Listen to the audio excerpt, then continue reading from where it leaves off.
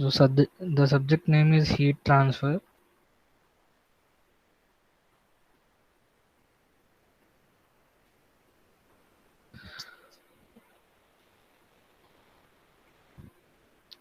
So I am following the reference book, heat transfer, heat and mass transfer fundamentals and applications by Jonas C. S. Angel. That is the reference book I am following.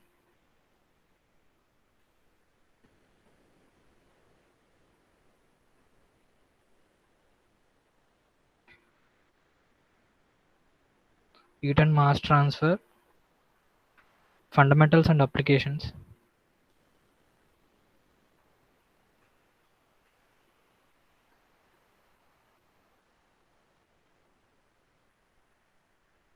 By Jonas C. S. Angel. So this book is very nice. It will have more applications in heat transfer. So you have learnt about thermodynamics in your second year. So thermodynamics,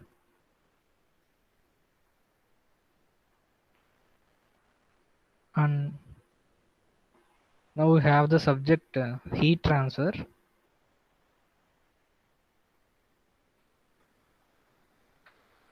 So in thermodynamics, we are only interested in the amount of energy that is getting transferred between the system uh, whenever a system is going from one equilibrium state to another equilibrium state. So in thermodynamics, we only study the amount of energy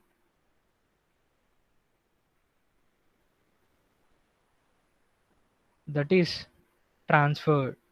అంటే ఎంత amount of energy అనేది transfer అవుతుందో అది మాత్రమే మనం థర్మోడైనమిక్స్లో నేర్చుకుంటాం. But heat ట్రాన్స్ఫర్కి వచ్చేసరికి so we are interested in the rate of energy transfer.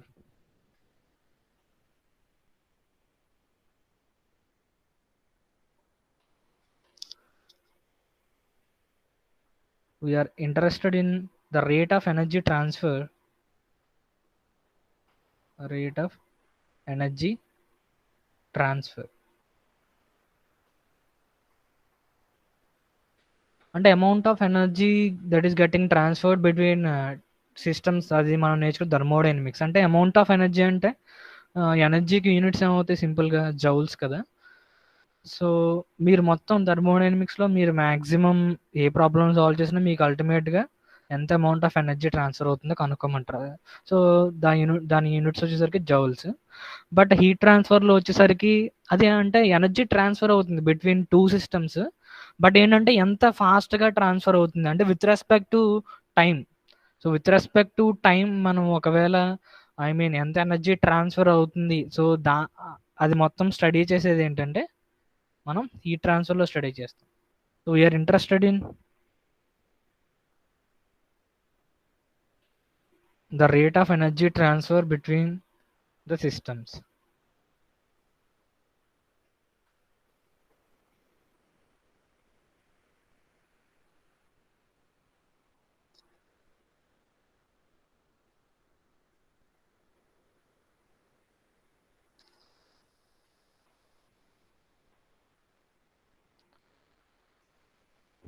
So rate of energy transfer అంటే ఎంత అమౌంట్ ఆఫ్ ఎనర్జీ ఎంత టైంలో అది ట్రాన్స్ఫర్ అవుతుంది.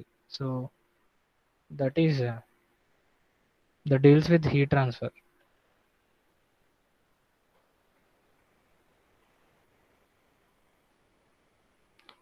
Joule per second. So or watts. So మనం హీట్ ట్రాన్స్ఫర్లో చేసే అన్ని ప్రాబ్లమ్స్కి లాస్ట్లో rate of energy, rate of heat transfer కనుక్కోమంటారు. సో అంటే మనకి యాక్చువల్లీ వాట్స్లో వస్తాయి. సో ఈ హీట్ ట్రాన్స్ఫర్ సబ్జెక్ట్లో మనకి టోటల్గా 6 యూనిట్స్ ఉంటాయి. సో ఇది చాలా వ్యాస్ట్ సబ్జెక్ట్ హీట్ ట్రాన్స్ఫర్ అనేది. అండ్ చాలా అప్లికేషన్స్ ఉంటాయి, అలాగే చాలా ఎక్కువ కాన్సెప్ట్స్ ఉంటాయి. సో ఎంటైర్ టెక్స్ట్ బుక్ మొత్తం కూడా మనకి యాక్చువల్గా ఇక్కడ మనకి హీట్ ట్రాన్స్ఫర్ లో మొత్తం టెక్స్ట్ బుక్ మొత్తం కవర్ చేయరండి డైరెక్ట్గా. ఇంచుమించు 750 పేజెస్ వరకు ఉంటుంది, 700 పేజెస్ వరకు ఉంటుంది. సో లాట్ ఆఫ్ కాన్సెప్ట్స్ ఉంటాయి కాబట్టి మీరు ఫస్ట్ నుంచి జాగ్రత్తగా వినాలి. సో అండ్ ప్రాబ్లమ్సే ఉంటాయి మోస్ట్లీ, థియరిటికల్గా అసలు క్వశ్చన్సే రావు, అన్నీ ప్రాబ్లమ్సే ఉంటాయి. సో కొన్నిసార్లు heat transfer data books use చేయాలి, కొన్ని ప్రాబ్లమ్స్లో డేటా బుక్స్ యూజ్ చేస్తాము, కొన్ని ప్రాబ్లమ్స్లో మెయిన్ ఫార్ములాస్ యూజ్ చేస్తాం. సో బేసిక్ డిఫరెన్స్ అయితే థర్మోడైనమిక్స్ అండ్ హీట్ ట్రాన్స్ఫర్కి, థర్మోడైనమిక్స్లో ఓన్లీ అమౌంట్ ఆఫ్ ఎనర్జీ ఎంత ట్రాన్స్ఫర్ అవుతుందో కనుక్కుంటాము, బట్ హీట్ ట్రాన్స్ఫర్కి వచ్చేసరికి రేట్ ఆఫ్ ఎనర్జీ ట్రాన్స్ఫర్, అంటే ఎంత ఫాస్ట్గా హీట్ అనేది ట్రాన్స్ఫర్ అవుతుంది. సో దాన్ని మనం హీట్ ట్రాన్స్ఫర్లో నేర్చుకుంటాం. సో నెక్స్ట్ వచ్చేసరికి the main basic mechanisms of heat transfer mechanisms మీకు ఆల్రెడీ తెలుసు. So conduction, convection and radiation, so వీటి గురించి మీరు ఆల్రెడీ విని ఉంటారు. So basic heat transfer mechanisms are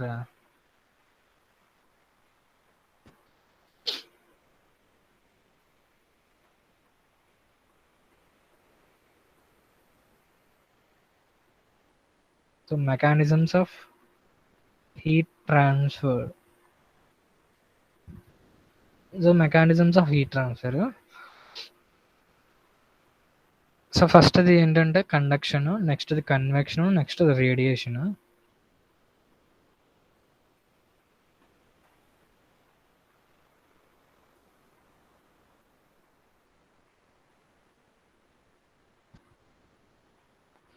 conduction heat transfer, convection heat transfer and radiation heat transfer, these are the basic modes of heat transfer. అంటే heat transfer అనేది conduction ద్వారా జరగచ్చు, లేదంటే కన్వెక్షన్ హీట్ ట్రాన్స్ఫర్ జరగచ్చు, లేదంటే radiation heat transfer అనేది between the bodies మధ్య. అంటే నార్మల్గా మెయిన్ ఏ హీట్ ట్రాన్స్ఫర్ అనేది ఎందుకు జరుగుతుంది అంటే, సో మీకు సో హీట్ ట్రాన్స్ఫర్ జరగాలి అంటే మెయిన్ ద డ్రైవింగ్ ఫోర్స్ ఏంటి? Driving force for heat transfer driving force for heat transfer is temperature difference.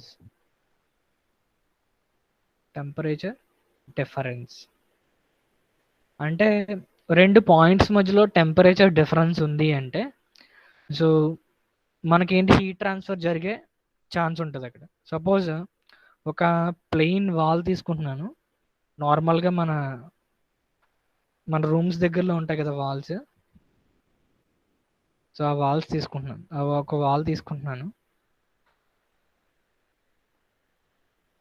So ఒకవేళ మనకి రూమ్ లోపల సపోజ్ మనం ఏసీ ఆన్ చేసాము, ఏసీ ఆన్ చేయడం వల్ల ఏంటంటే ఇక్కడ మనకి యాక్చువల్గా లోపల టెంపరేచర్ ఉంటుంది కదా, ఇన్సైడ్ టెంపరేచర్ సపోజ్ T1 ఉందనుకోండి, సో బయట టెంపరేచర్ వచ్చేసరికి T2 ఉందనుకోండి, ఓకేనా. ఇది రూమ్లో ఒక వాల్ తీసుకుంటున్నాను, సో ఇది ఇన్సైడ్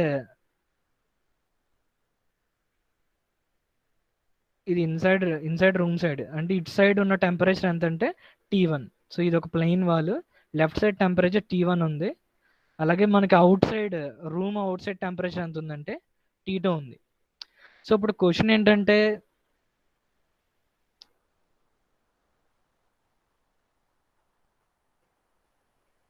హీట్ అనేది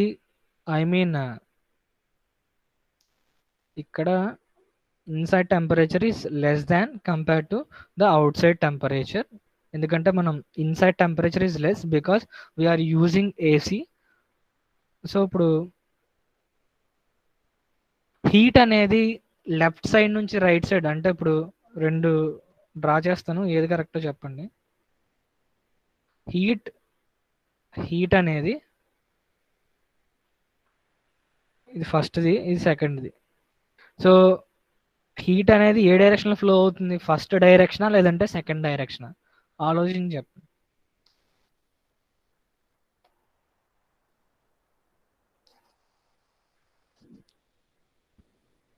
హీట్ అనేది ఏ డైరెక్షన్లో ఫ్లో అవుతుంది అంటే మనకి inside temperature is less compared to the outside temperature. So ఏ డైరెక్షన్లో మనకి హీట్ అనేది ఫ్లో అవుతుంది? అంటే హీట్ ఎక్కువ నుంచి తక్కువకే కదా ఫ్లో అవుతది. అంటే ఎక్కడ ఎక్కువుంది? బయట టెంపరేచర్ ఎక్కువుంది. సో, బయట నుంచి కదా మనకి యాక్చువల్లీ లోపలికి హీట్ ట్రాన్స్‌ఫర్ అవ్వాలి. ఎందుకంటే లోపల టెంపరేచర్ తక్కువుంది. T1 is less than T2 అని మెన్షన్ చేశాను. సో, అంటే heat always flows in the direction of decreasing temperature. అంటే ఎక్కువ టెంపరేచర్ నుంచి తక్కువ టెంపరేచర్‌కి మనకి హీట్ అనేది ట్రాన్స్‌ఫర్ అవుతుంది. So, the correct direction is second one. ఎందుకంటే outside temperature is more compared to the inside temperature. So, heat flows in the direction of decreasing temperature. Heat flows in the direction of decreasing temperature.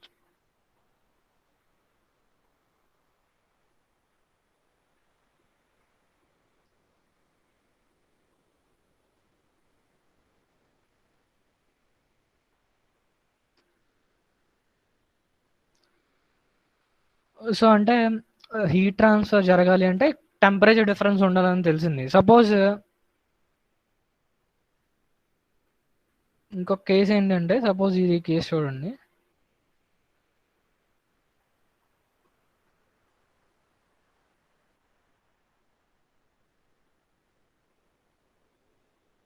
ఇలా ఒక plain wall ఉంది. So inside temperature వచ్చేసరికి 30 degree centigrade ఉంది. And outside temperature వచ్చేసరికి same 30 degree centigrade ఉంది. So will it be any heat transfer within the plane wall? So ఏదన్నా అంటే ఈ కేసులో హీట్ ట్రాన్స్ఫర్ ఏమైనా ఉంటుందా?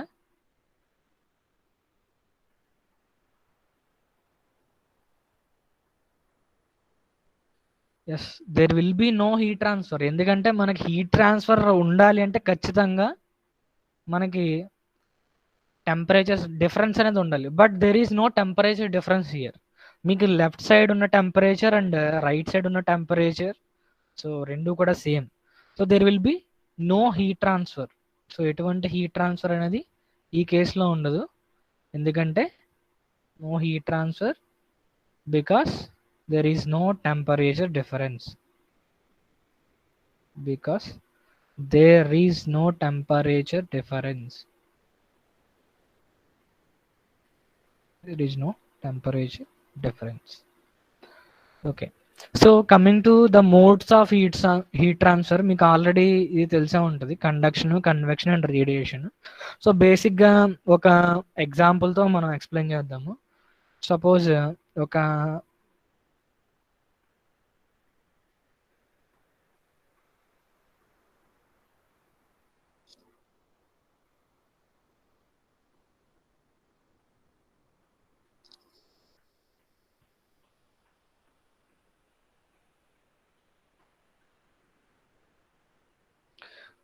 ఇలా ఒక సంథింగ్ ఒక ఫైర్ ఉంది. దానికి ఏంటంటే ఇక్కడ ఒక బాడీని హీట్ చేస్తున్నాం అనుకోండి సపోజ్.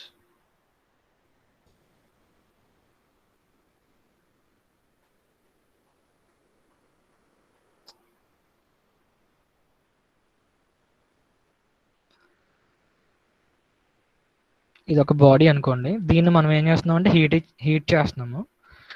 సో నేను కొన్ని పార్టికల్స్ ఇక్కడ డ్రా చేస్తాను. సో అంటే ఈ ఫైర్కి దగ్గరగా ఉన్న పార్టికల్స్.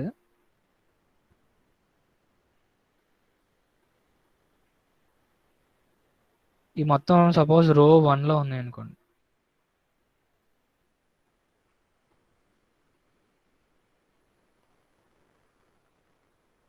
ఇది రో 2, ఇలా సో ఆన్ ఉన్నాయి. So number of rows, number of I mean molecules or atoms ఉన్నాయి అనుకోండి. సో ఇప్పుడు ఇక్కడ హీట్ చేస్తున్నాము బాడీని. ఏ రోలో ఉన్న ఆటమ్స్ ఆర్ మాలిక్యూల్స్కి ఎక్కువ ఎనర్జీ ఉంటుంది? రో 1, రో 2? ఎక్కువ ఎనర్జీ ఫాస్ట్గా రిసీవ్ చేసుకునేవి ఏంటి?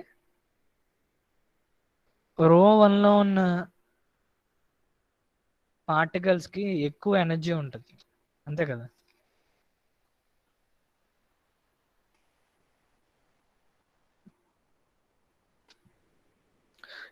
రో 1లో ఉన్న పార్టికల్స్ ఎక్కువ ఎనర్జీ ఉంటుంది.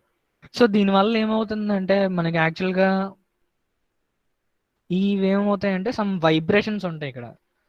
అంటే ఈ ఆటమ్స్ అనేవి ఎక్కువ ఎనర్జీ ఉండడం వల్ల అంటే అవి ఎక్సైట్ అవ్వడం వల్ల ఏమవుతాయంటే అవి వైబ్రేట్ అవుతాయి. సో వైబ్రేట్ అవ్వడం వల్ల ఈ రో 1 నుంచి ఈ రో 2కి ఏమవుతుందంటే ఇది వచ్చి దీన్ని టచ్ చేస్తుంది. దీన్ని టచ్ చేసినప్పుడు ఏమవుతుంది, సమ్ ఎనర్జీ అనేది దీనికి ట్రాన్స్ఫర్ అవుతుంది. అలాగే ఈ పార్టికల్ వచ్చి ఈ పార్టికల్ని టచ్ చేస్తుంది, అప్పుడు సమ్ ఎనర్జీ ట్రాన్స్ఫర్ జరుగుతుంది. సో ఇలాగేంటంటే ఎక్కువ ఎనర్జీ పార్టికల్స్ నుంచి తక్కువ ఎనర్జీ పార్టికల్స్కి ఒకవేళ మనకి అంటే ఎడ్జెంట్ పార్టికల్ అంటే రెండు ఎడ్జ్ సపోజ్ రో 1లో సమ్ పార్టికల్స్ ఉన్నాయి, రో 2లో సమ్ పార్టికల్స్ ఉన్నాయి. రో 1లో ఉన్న వాటికి ఎక్కువ ఎనర్జీ ఉంది, మోర్ ఎనర్జీ ఉన్న పార్టికల్స్ రో 1లో ఉన్నాయి, లెస్ ఎనర్జీ ఉన్న పార్టికల్స్ రో 2లో ఉన్నాయి. సో ఇవి adjacent గా ఉన్న ఈ పార్టికల్స్ మధ్య ఒకవేళ ఐ మీన్ అవి వైబ్రేషన్స్ వల్ల అవ్వచ్చు, లేదంటే ఫ్రీ ఎలక్ట్రాన్స్ ఫ్లో వల్ల అవ్వచ్చు.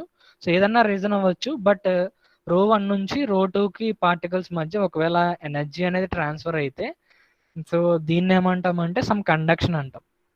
ఓకేనా? కండక్షన్ అంటే డైరెక్ట్గా అవేంటి వైబ్రేట్ అయ్యి ఒక ఆటం ఇంకో ఆటం టచ్ అవ్వడం వల్ల మనకి ఎనర్జీ అనేది ట్రాన్స్ఫర్ అవుతుంది బిట్వీన్ ద పార్టికల్స్. అది జనరల్గా కండక్షన్ ప్రాసెస్ అలా జరుగుతుంది. బట్ కన్వెక్షన్ చూడండి. సో కన్వెక్షన్లో ఏమవుతుందంటే ఒక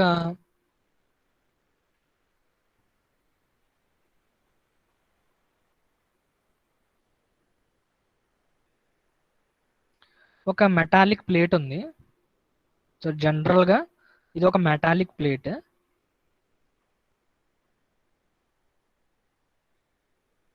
దీన్ని మనం ఏం చేస్తామంటే సపోజ్ దీన్ని ఆల్రెడీ హీట్ చేస్తాము. హీట్ చేసి మనం తీస్తాం ప్లేట్ని. హీట్ చేసి సమ్ బయట యాంబియంట్ అంటే బయట సపోజ్ ఏదో కారిడార్లో ప్లేస్ చేసాం. సో సపోజ్ ఈ మెటాలిక్ ప్లేట్కి ఎంత టెంపరేచర్ ఉంది అంటే T1 ఈజ్ 100 డిగ్రీ సెంటిగ్రేడ్ ఉంది. సో దీన్ని మనం 100 డిగ్రీ సెంటిగ్రేడ్ వరకు హీట్ చేసి మనం యాంబియంట్ అంటే ఒక కారిడార్లో బయట ప్లేస్ చేసాం. సో దీని మీదకి ఏమవుతుందంటే సమ్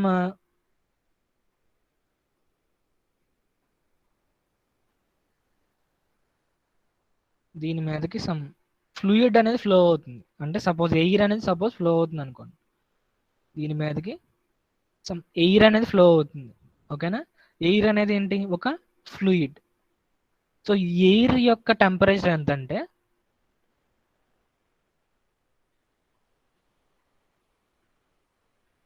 ఎయిర్ యొక్క టెంపరేచర్ ఎంత అంటే సపోజ్ యాంబియంట్ టెంపరేచర్ అనుకోండి. Ambient temperature suppose 30 degree centigrade అనుకోండి. ఒక మెటాలిక్ ప్లేట్ ఉంది. ఆ మెటాలిక్ ప్లేట్ని మనం బయట కారిడార్లో ప్లేస్ చేసాము. ఆ కారిడార్ లోపల ఏంటంటే ఎయిర్ అనేది ఫ్లో అవుతుంది, ఎయిర్ వేస్తుంది, గాలి వేస్తుంది.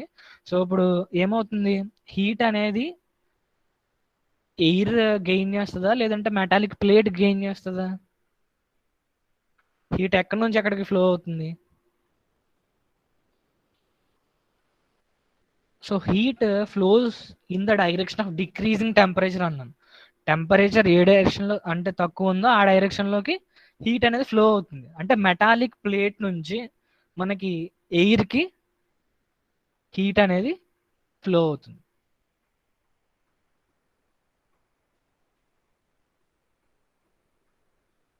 సో హీట్ ఫ్లోస్ ఈ డైరెక్షన్లో మనకి హీట్ అనేది ట్రాన్స్ఫర్ అవుతుంది. ఓకే. సో ఇప్పుడు మెయిన్ డిఫరెన్స్ చూడండి, conduction and convection main difference ఎక్కడ వచ్చింది? ఇక్కడ ఏం ఫ్లూయిడ్ లేదు, కండక్షన్లో ఫ్లూయిడ్ అనే కాన్సెప్ట్ లేదు. అర్థమైందా? సో ఇది ఓన్లీ ఒక సాలిడ్ బాడీయే. సో దాని మధ్యలో జరిగేది కండక్షన్ ప్రాసెస్ అని సింపుల్గా అంటాము. కన్వెక్షన్ అంటే ఒక సాలిడ్ ఉంటుంది, అలాగే ఒక ఫ్లూయిడ్ ఉంటుంది. ఒక సాలిడ్ అండ్ ఒక ఫ్లూయిడ్ ఇంటర్ఫేస్ మధ్యలో జరిగే హీట్ ట్రాన్స్ఫర్ని మనం ఏమని పిలుస్తాం అంటే కన్వెక్షన్ అని పిలుస్తాం. ఒక సాలిడ్ అండ్ ఫ్లూయిడ్ మధ్య జరిగే హీట్ ట్రాన్స్ఫర్ని ఏమంటాం అంటే మనం కన్వెక్షన్ హీట్ ట్రాన్స్ఫర్ అంటాం. Coming to radiation. So radiation, so me radiation గురించి మీకు ఆల్రెడీ తెలిసే ఉంటుంది. బట్ నేను ఒక 2 క్వశ్చన్స్ అడుగుతాను, ఇక్కడ చూడండి.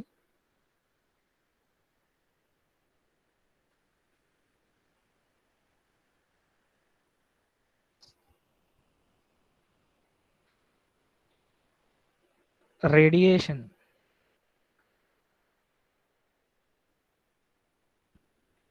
ఒక బాడీ ఉంది, suppose body one body one ఉంది. సపోజ్ ఈ బాడీ యొక్క టెంపరేచర్ ఎంత అంటే T1 is 0 Kelvin. Temperature of this body is 0 Kelvin. ఇంకొక బాడీ ఉంది. సో ఆ బాడీ టెంపరేచర్ ఎంతంటే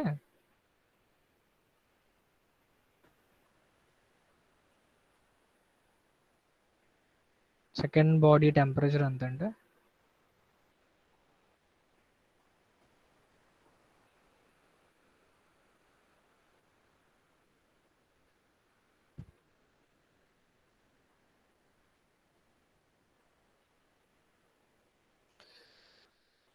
సో అంటే ఇప్పుడు రేడియేషన్ హీట్ ట్రాన్స్ఫర్, ఇప్పుడు body one and body two రెండు బాడీస్ ఉన్నాయి. Suppose body one is at 0 kelvin and body two is at 100 kelvin. So ఇప్పుడు ఈ రెండు బాడీస్ లో ఏ బాడీ అనేది రేడియేషన్ ఎమిట్ చేస్తుంది?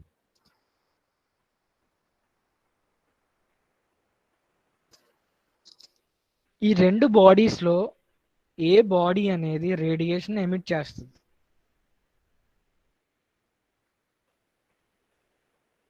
Good good. So second body will emit thermal radiation. Okay, ఒక ఏదన్నా బాడీ 0 కెల్విన్ దగ్గర ఉంది అంటే అదేమి రేడియేషన్ ఎమిట్ చేయదు. So it will not emit thermal radiation. It will not emit thermal radiation. 0 kelvin దగ్గర ఉన్న బాడీ రేడియేషన్ ఎమిట్ చేయదు. 0 kelvin, other than 0 kelvin. So other than more than 0 kelvin ఉంటే it will emit thermal radiation in the form of electronic magnetic waves. Radiation heat transfer in the form of electromagnetic waves, EM waves, electromagnetic waves. So the question ఏంటంటే ఇక్కడ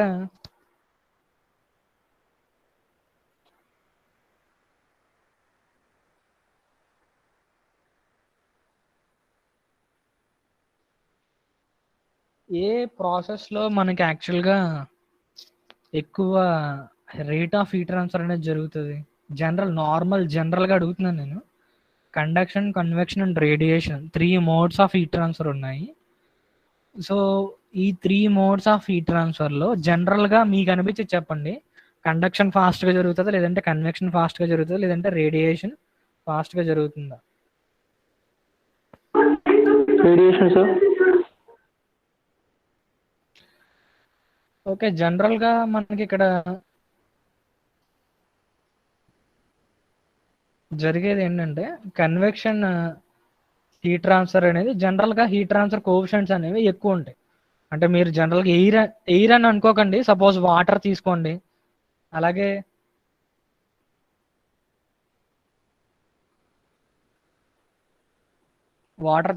suppose ఇంకా ఏమన్నా fluids తీసుకోండి. So అప్పుడు ఏమవుతుందంటే చాలా ఫాస్ట్గా heat transfer అనేది జరుగుతుంది. జనరల్గా కండక్షన్, కన్వెక్షన్ అండ్ రేడియేషన్.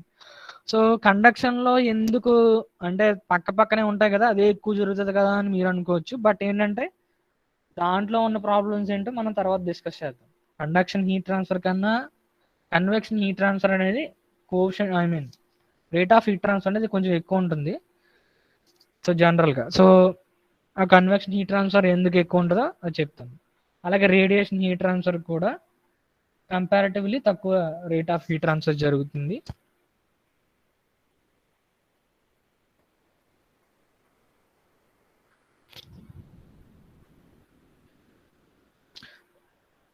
ఇక్కడ ఇంకొక question,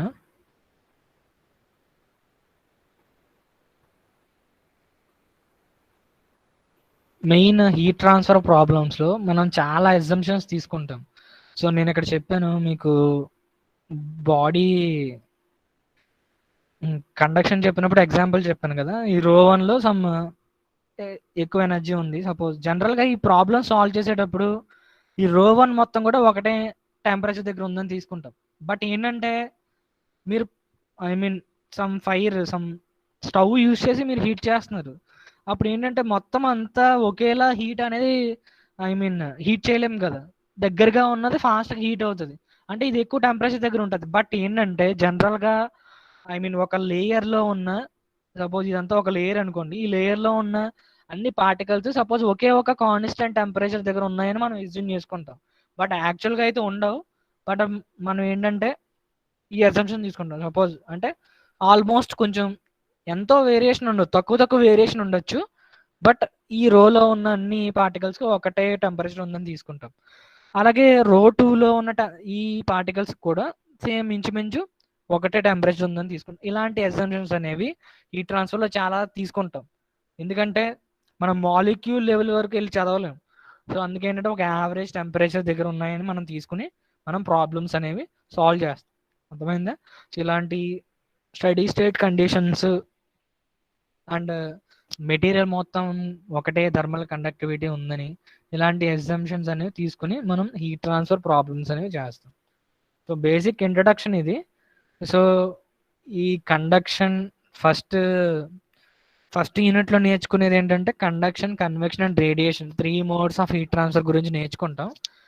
so I mean basic introduction మొత్తం కూడా ఫస్ట్ యూనిట్లో నేర్చుకుంటాం. నెక్స్ట్ వచ్చేసరికి సెకండ్ యూనిట్ వచ్చేసరికి కండక్షన్, హీట్ ట్రాన్స్ఫర్ గురించి నేర్చుకుంటాం.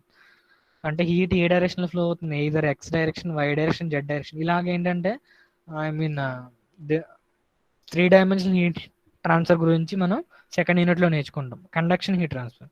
థర్డ్ యూనిట్ వచ్చేసరికి కన్వెక్షన్ హీట్ ట్రాన్స్ఫర్ గురించి డెప్త్గా నేర్చుకుంటాం. నెక్స్ట్ హీట్ ఎక్స్చేంజర్స్ గురించి నేర్చుకుంటాం. సపోజ్ థర్మల్ పవర్ ప్లాంట్స్లో కండెన్సర్స్ అంటారు, అలాగే ఎవాపరేటర్స్ అంటారు. ఇలాగే ఏంటంటే different types of heat exchangers గురించి హీట్ ఎక్స్చేంజర్స్ అనే యూనిట్ 4th యూనిట్లు నేర్చుకుంటాం. నెక్స్ట్ యూనిట్ 5 వచ్చేసరికి బాయిలింగ్ అండ్ కండెన్సేషన్. అంటే నార్మల్గా సపోజ్ ఒక స్టవ్ మీద సపోజ్ మీరు ఒక వాటర్ పెట్టి హీట్ చేస్తున్నప్పుడు వాటర్ ఏమవుతుంది, బాయిల్ అవుతుంది కదా. సో బాయిల్ అవుతున్నప్పుడు అంటే ఆ బాయిలింగ్ హీట్ ట్రాన్స్ఫర్ గురించి మనం బాగా ఎక్కువ నేర్చుకుంటాం. అలాగే కండెన్సేషన్, సపోజ్ ఒక సర్ఫేస్ మీదకి ఒక ఫ్లూయిడ్ ఫ్లో అవుతుంది. సో అప్పుడు కండెన్సేషన్ అనేది జరుగుతుంది కొన్ని కేసెస్లో. సో కండెన్సేషన్ హీట్ ట్రాన్స్ఫర్ గురించి కూడా మనం 5th యూనిట్లో నేర్చుకుంటాం. సో 6th యూనిట్ వచ్చేసరికి రేడియేషన్ హీట్ ట్రాన్స్ఫర్ గురించి కంప్లీట్గా 6th యూనిట్లో నేర్చుకుంటాం. సో అలాగే ఏంటంటే మనం heat transfer 3 modes of heat transfer ఉన్నాయి కదా, కండక్షన్, కన్వెక్షన్ అండ్ రేడియేషన్. ఈ 3 మోడ్స్ ఆఫ్ హీట్ ట్రాన్స్ఫర్ గురించి మనం ఈ సబ్జెక్ట్లో ఇన్డెప్త్గా నేర్చుకుంటాం. ఓకే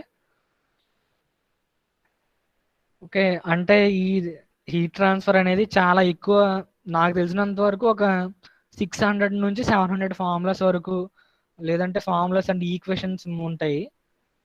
ఓకేనా? ఒక చాప్టర్లోనే చాలా ఈక్వేషన్స్ అండ్ చాలా ఫార్ములాస్ వస్తాయి, చాలా వాల్యూస్ వస్తాయి. ఓకే, అండ్ థియరిటికల్గా కూడా చాలా ఇంపార్టెంట్ ఈ హీట్ ట్రాన్స్ఫర్ అనే subject. And me gate point of వ్యూలో 3 to 4 మార్క్స్ కూడా ఉంటాయి. అండ్ ఏ కాంపిటేటివ్ ఎగ్జామ్ చూసుకున్నా సరే హీట్ ట్రాన్స్ఫర్ అనేది మంచి స్కోరింగ్ సబ్జెక్ట్. ఇది డిఫికల్ట్గా ఉన్నట్టు అనిపిస్తుంది, but if you understand the basics it will be very easy. So classes అనేవి కరెక్ట్గా అటెండ్ అవ్వండి. సో ఈ 1 వీక్ తర్వాత ఏదన్నా తెలియచ్చు మనకి, ఏదన్నా న్యూస్. బట్ ఈ 1 వీక్ వరకు కొంచెం క్లాసెస్ అటెండ్ అవ్వండి. ఓకే, మీ ఫ్రెండ్స్ కూడా చెప్పండి. Okay, thank you. You submit your attendance and you may leave the session.